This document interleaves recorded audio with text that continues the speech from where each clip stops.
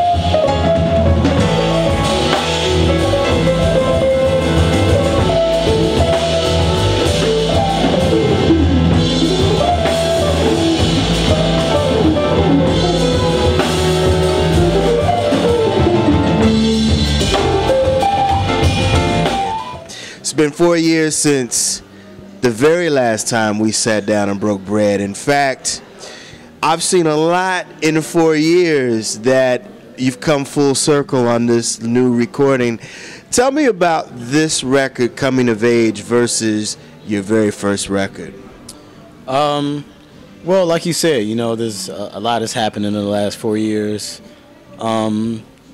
And I just felt like I've grown as a overall artist, as a human being, as a composer, as a musician, as a bassist. So, just, the musical experience, the life experience, and, just the platform of having this incredible band to kind of work out my ideas with is really just allowed me to tap in to dig deeper into my thing, So yeah, I think this album is just it's like kind of me really stepping into my own, in a sense. As these 4 years have gone by, this record, I noticed that you've dived into some very, very funky as well as the traditional. And one of the things I like what you're doing and have continued to do is that you don't mind going into Nirvana. I mean, Nirvana is so much of your generation in rock and what Kurt Cobain means to the music. And also you go into a very, very, very beautiful rendition of Leon LaHavis's song, too. Compare and contrast where you were musically when you were trying to put this music together. Well, those two songs, they're the only two covers on the record, and they happen to be two songs that have come out in the last 25 years, and we all know for a jazz record, that's pretty. That's fresh material, and that's very important for me to, it's always kind of been part of my mission statement is to, in addition to add my own compositions to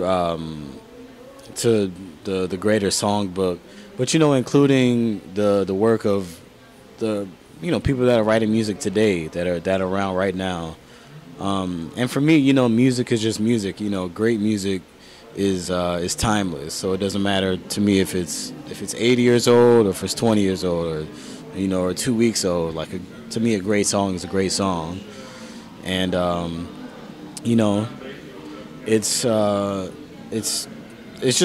of the tradition. That's what we've done all along, and that's what I plan to continue to do. I really was kind of in awe of and still am in love with the record that you did for our great freedom fighter, the late Nelson Mandela. And it's such an honor to have Goapele on this album because I think she's, in my opinion, she's one of the most unsung soul vocalists out there right now. I mean, I think she's still grinding, and I think this song kind of puts her in a whole nother spirit and another light. Yeah, well, what's interesting, and she spoke about this when we did an interview with her, that kind of doing this record in a sense was bringing her back to her somewhat musical roots.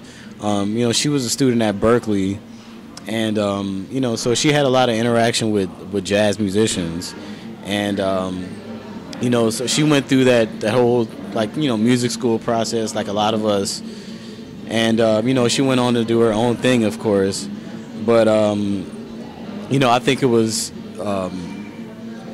of course it was great for us, but I also think it was a cool opportunity for her to kind of reconnect with some of her jazz training.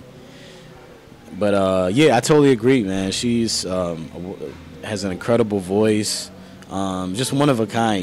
She just has those, just a very unique thing. Her voice and just the way she, her songs and her material, and it was this the way that song came together was very.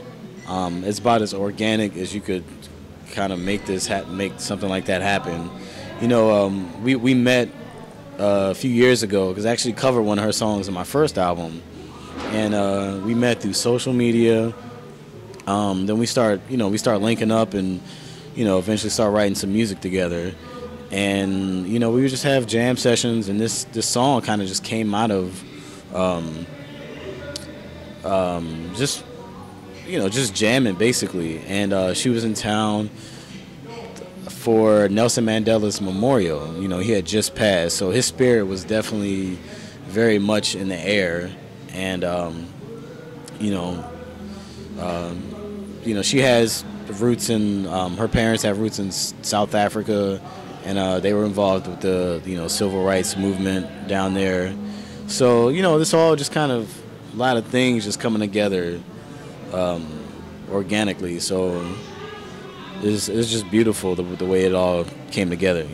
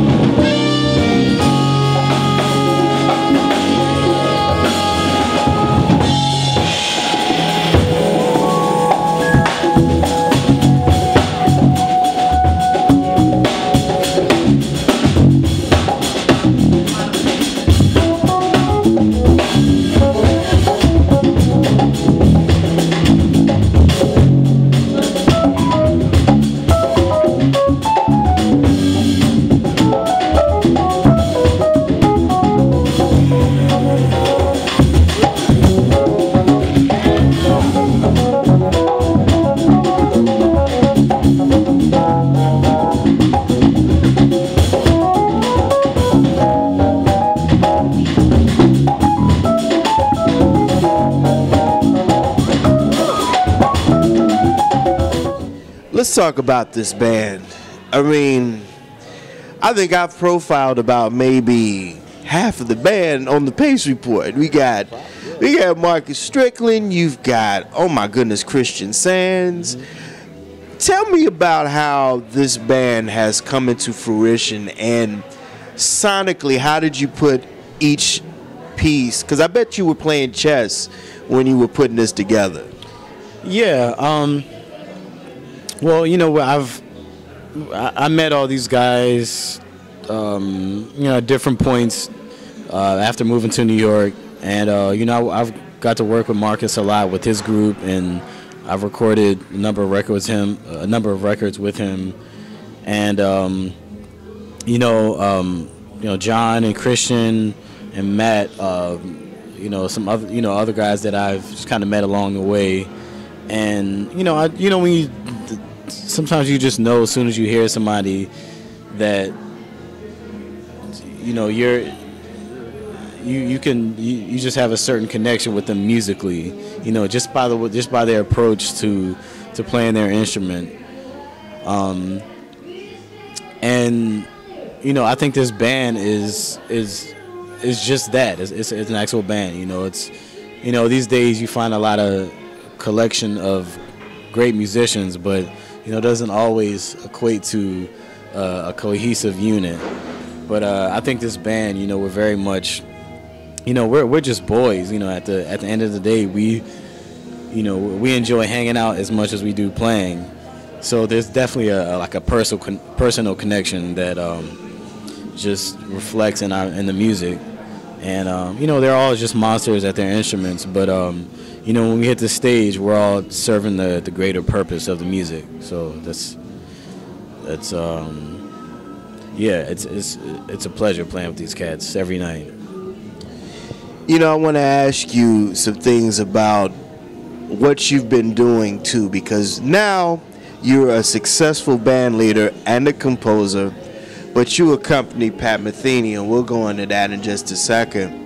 As a bassist, taking yourself out of the band unit, how do you write for this music, and how do you play and coordinate all the collective minds to play behind you?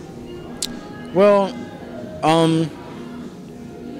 you know, I think actually writing, I think being a bassist is a great place to start as a you know, because my musical perspective is starts from the bottom. You know, the bass is the foundation of everything in the music. You know, rhythmically, you know, harmonically, and melodically.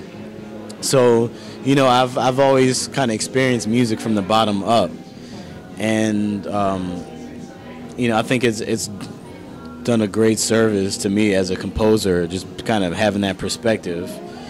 And you know, it's been a lot of fun. You know, I've definitely learned a lot about myself through composition, and you know, working with you know, just learning from every experience. You know, whether I'm a side man, you know, I've had the opportunity to work with a lot of great musicians. So, you know, I try to learn from every experience and kind of bring everything into my own. Is leading your own band kind of hard? Because now there's layers of this. You gotta do social media, you gotta go on the tour. I mean, you're the man. Yeah, it's definitely a lot more work. It's a lot more work, but it's so rewarding at the end of the day.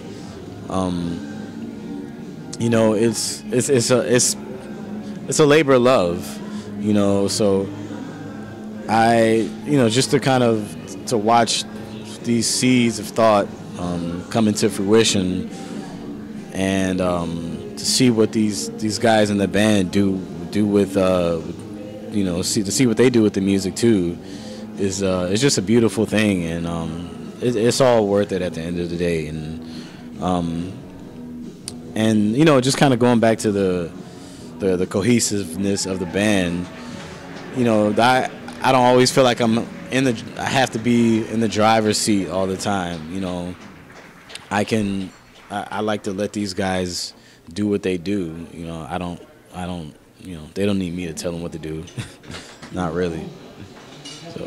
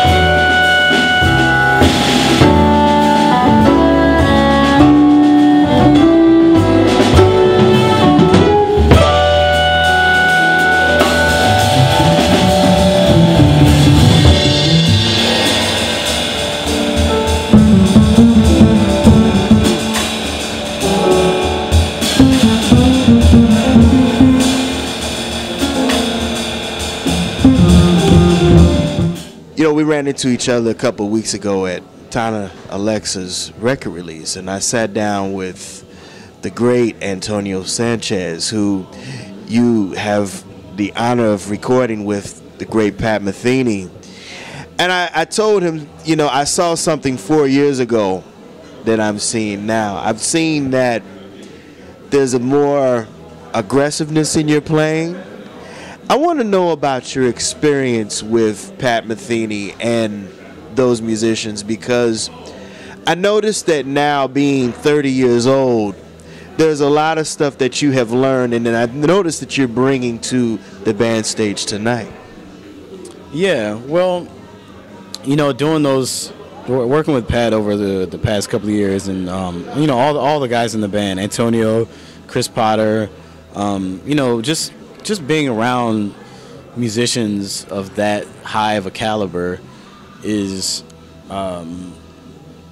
it just, you know, it really just it's really taking me to another level. You know, it's taking my playing and my whole approach to music. You know, like, they just, you know, to just watch and listen to these guys play every night.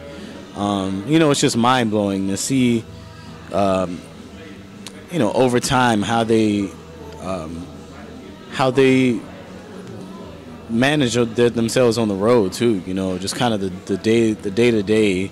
You know, because, you know, Pat you know, he used to always say, you know, everybody sounds good, you know, after 10 gigs, but, you know, if you really want to hear, you really want to know what you got, you know, when you get to gig 50, gig 75, and gig 150, that's, you know, that's when you really start getting to the depths of, you know, whatever you got going on. So, you know, just kind of being around such deep musicians really just made me want to be, you know, be on that level with myself, you know. And I know it's, you know, it's a lot of work and a lot of dedication, but it's a very infectious thing to be around greatness like that. And it was just an unbelievable experience, you know, and I definitely felt my growth in so many different ways from when I started. And yeah, it was an honor, man. You know, it's hard to really describe how you know what working with Pat has done for me in the past few years. What is it now that you want to do musically? This is, they call it the second album, the sophomore jinx. I don't think this is a jinx. I think this record is sonically catapulting you for bigger things. Yeah, well, yeah, you know, you know, the second time around is, you know, there's a mixture of, you know, there's a little bit of anxiety, especially, you know, because the first record did do pretty well. You know, it was well received, and you know, it's just great. It's very fortunate. But you know, you kind of go into the first record with no expectations, but the second time around, you know, there are some expectations. But you know, you also have that experience too, and you have, you know, a few more years under your belt, and you know, you've kind of been there and done that to a certain extent.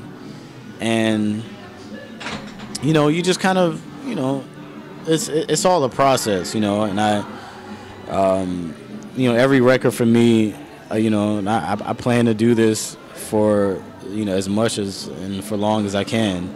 So every record is just going to be a snapshot of kind of where I am at that point, and I plan to just keep growing and growing from here. That'll do it again for this very special edition of the Pace Report, reporting from the cutting room here in New York City. I'd like to personally congratulate Mr. Ben Williams for his official record release for Coming of Age. Also, I'd like to personally thank the staff and management at Concord Records, also the staff and management here at the cutting room for their warm hospitality. As always, please visit my website, www.thepacereport.com, for my weekly column as well as my past segments. Until next time, remember, if it's in the groove, it'll make you move. Till next time, peace.